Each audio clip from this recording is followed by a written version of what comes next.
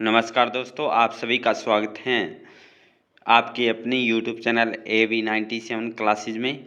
आज की इस वीडियो में हम प्राचीन भारत का इतिहास है ये हम अध्ययन करेंगे। ये जो क्लास हमारी इम्पोर्टेंट रहने वाली है,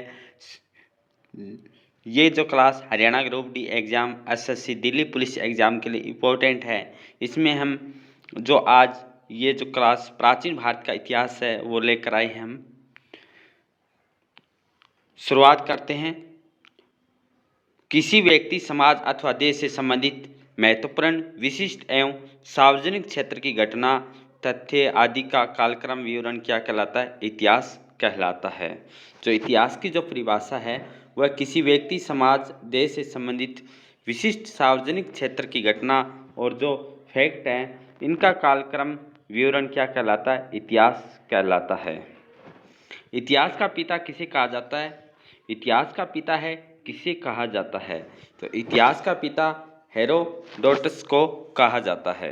प्राचीन भारत के इतिहास से संबंधित प्रथम वास्तविक पुस्तक किसे माना जाता है?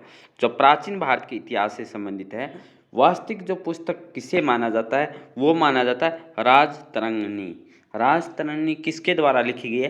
कल्हण के द्वारा। इसके राइटर कौन है? वो राइटर जो लेखक है इसके हैं कल्हण के द्वारा।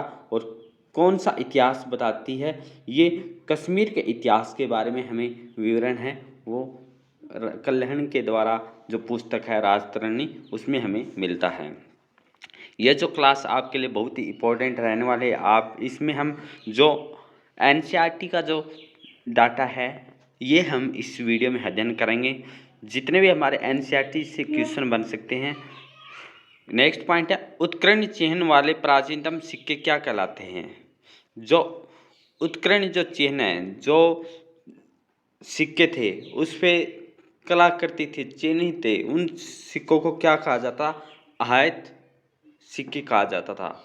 ये सिक्के हैं हमें आहत सिक्के की बात करें तो लगभग 5वीं से 6वीं शताब्दी में जो सिक्के का प्रचलन शुरू हुआ था। उससे पहले वेदकालीन में जो सिक्के थे वो मुद्रा प्रचलित नहीं थी। जो इनकी स्थापना हुई है 5वीं से 6वीं शताब्दी में जो आहत जो सिक्के हैं उनका प्रचलन अब होता है। तो ये सिक्के हैं हमें लगभग कहाँ मिलते हैं? मगध के क्षेत्र है, मगध के क्षेत्र के आसपास इन सिक्कों का प्रचलन शुरू होता है। सिक्कों के अध्ययन को क्या कहा जाता है? मुद्रा शास्त्र। भारत में प्राग ऐतिहासिक खोज का प्रारंभ करने का श्रेय किसे दिया जाता है? प्राग ऐतिहासिक काल की जो खोज है इसका श्रेय किसे दिया जाता है? ये श्रेय दिया जाता है डॉक्टर प्राइमरोज को। तो यहाँ से जितने भी हमारे ये जो पॉइंट बने हैं यहाँ से लगभग क्वेश्चन है जरूर बनता है पेपर में। नेक्स्ट पॉइंट है हमारा, भारत में प्राग ऐतिहासिक अध्ययन से संबंधित प्री हिस्टोरिक इंडिया किसकी कृति है? जो प्राग ऐतिहासिक अध्ययन से संबंधित प्री हिस्टोरिक इंडिया किसकी कृति है? तो ये स्टूर्ड पिंगट की। नेक्स्ट पॉइंट है, चीनी यात्रियों ने अपने जो यात्रा थी उसमें भारत के लिए किस शब्द का प्रयोग किया था? चीनी यात्रियों ने अपनी यात्रा के दौरान जो ऋतुओं में है भारत के लिए किस शब्द का प्रयोग किया था? इंतु का। उत्कीर्ण लेखों के अध्ययन को क्या कहा जाता है? जो उत्कीर्ण लेख है, जो लेखों के अध्ययन है उसको क्या कहा जाता है? अभिलेख शास्त्र। सिक्कों के अध्ययन को क्या कहा जाता है? मुद्रा शास्त्र कहा जाता है। एपिग्राफी अभिलेख शास्त्र है, जो लेख है उनके अध्ययन को कहा जाता है। लिपियों के विकास के अध्ययन को क्या कहा जाता है? लिपि के जो विकास होती है उसके अध्ययन को पुरालिपि विधा कहा जाता है। और लेख है उनके अध्ययन को अभिलेख शास्त्र कहा जाता है। दोनों ही पॉइंटों में अंतर है। यहाँ तो बात हो रही लेख है, लेखों के अध्ययन को अभिलेख, और जो लिपि के विकास है उसका डेवलपमेंट में है उसके अध्ययन को पुरालिपि विद्या कहा जाती है। सिक्कों के अध्ययन को मुद्रा शास्त्र कहा जाता है। सर्वप्रथम भारतवर्ष का नाम उल्लेख किस अभिलेख से प्राप्त हुआ है? भारतवर्ष नाम का जो उल्लेख हुआ है आप्ती गुम्फा अभिलेख से हुआ है। इंपॉर्टेंट क्वेश्चन है कि भारतवर्ष का जो नाम का जो उल्लेख मिलता है आती गुम्फा अभिलेख में मिलता है। और जो चीनी यात्री थे वो भारत के लिए किस शब्द का प्रयोग करते थे? इनतू।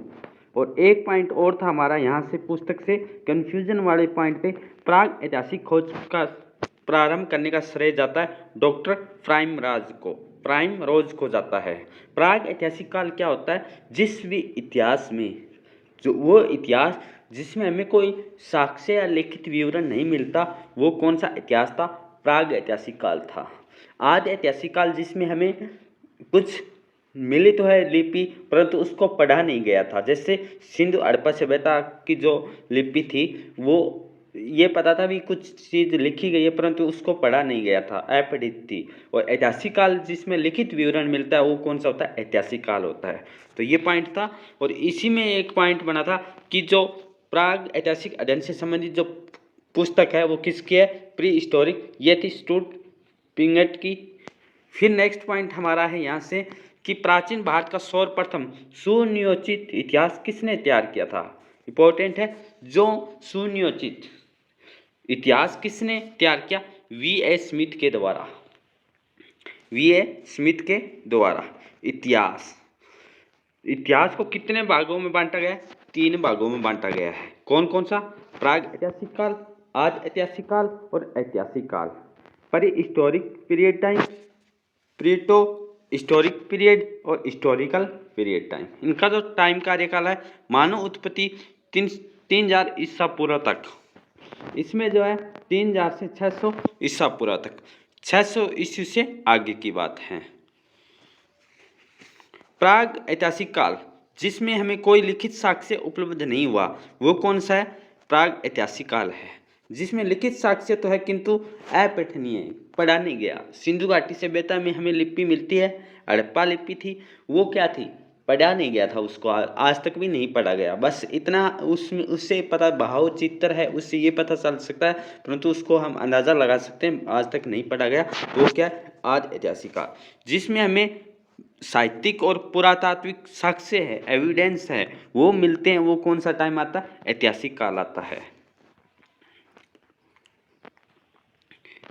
नेक्स्ट पॉइंट हमारा है प्राचीन भारतीय इतिहास को जानने के लिए किन स्रोतों का प्रयोग किया जाता है? स्रोत कितने प्रकार के हैं? जो एविडेंस है 2 प्रकार के हैं, साहित्यिक और पुरातात्विक। साहित्यिक और पुरातात्विक। साहित्यिक स्रोत में क्या आ जाएंगे? लिटरेचर, बुक, पुस्तक, समाचार पत्र इत्यादि, ये हमें जो है साहित्यिक में आ जाएंगे। जो पुरातात्विक में क्या आ जाएंगे? लेख, इमारत है, स्मारक है, ये किस में आ जाएंगे? पुरातात्विक में आ जाएंगे। 2 प्रकार के हैं।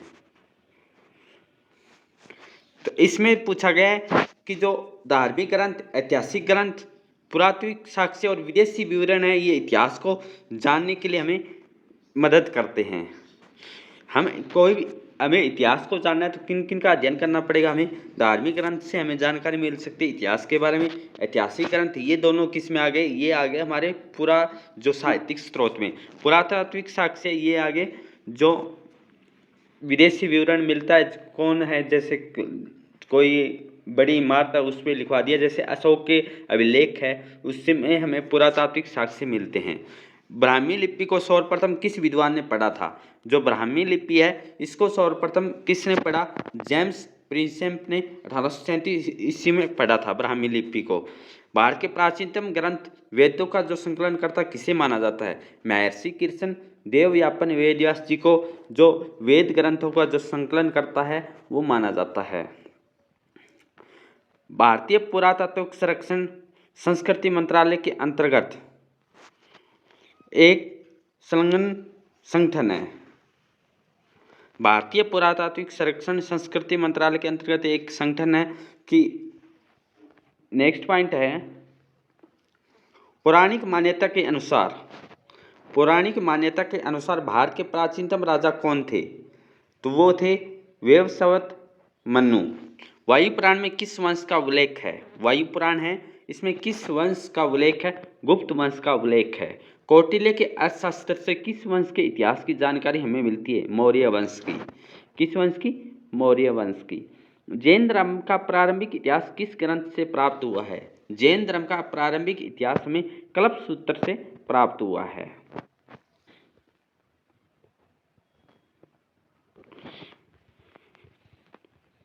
नेक्स्ट पॉइंट हमारा है, मत्स्य पुराण किस वंश से संबंधित है? मत्स्य पुराण है वो आंध्र सातवाहन वंश से संबंधित है।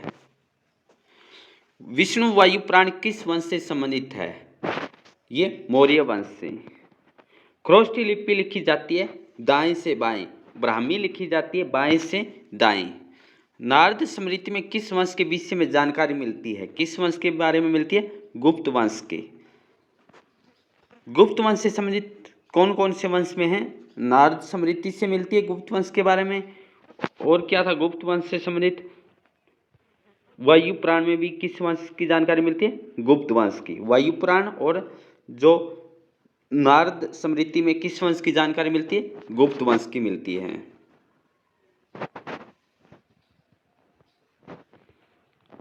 स्मृति ग्रंथ में सबसे प्राचीन व प्रामाणिक पुस्तक कौन सी है? कौन सी? मनुस्मृति। शुंग काल का मानक ग्रंथ किसे कहा जाता है? शुंग काल का जो मानक ग्रंथ किसे कहा जाता है? मनुस्मृति को कहा जाता है। स्त्री और पुरुष को अर्धांगिनी किस ग्रंथ में कहा गया है? शतपथ ब्राह्मण में कहा गया है। किसमें? शतपथ ब्राह्मण में। महाभारत का प्रारंभिक उल्लेख किस में मिलता है? महाभारत का प्रारंभिक उल्लेख मिलता है आशोलायन गृहसूत्र में मिलता है। प्रारंभ में इसमें मात्र कितने श्लोक थे? 8800 श्लोक थे। इसका नाम क्या था उस टाइम? जब 8800 श्लोक थे तो उसमें इसका नाम महाभारत का जय संहिता था। बाद में श्लोक कितने हो गए? 24,000। तो उस टाइम इसका नाम क्या था? भारत नाम था। 1,00,000 श्लोक होने के कारण इसे किस नाम से जाना जाता था? महाभारत कहा जाने लगा था, या सप्तसाहसी संहिता या महाभारत कहा जाता था। पुरालेख विद्या से क्या अभिप्राय है? पुरालेख विद्या से अभिप्राय है शिलालेखों का अध्ययन। पुरावेश का महानतम अन्वेषक किसे माना जाता है? पुरावेश का महानतम जो अन्वेषक जो छानबीन है वो किसे माना जाता? डार्विन को। इब्न बतूता का यात्रा वृत्तांत किस नाम से प्रसिद्ध है? रहला से है। ह्वेन-सांग ने किस विश्वविद्यालय में बौद्ध धर्म का अध्ययन किया था? ह्वेन-सांग ने नालंदा विश्वविद्यालय का बौद्ध धर्म का अध्ययन किया था।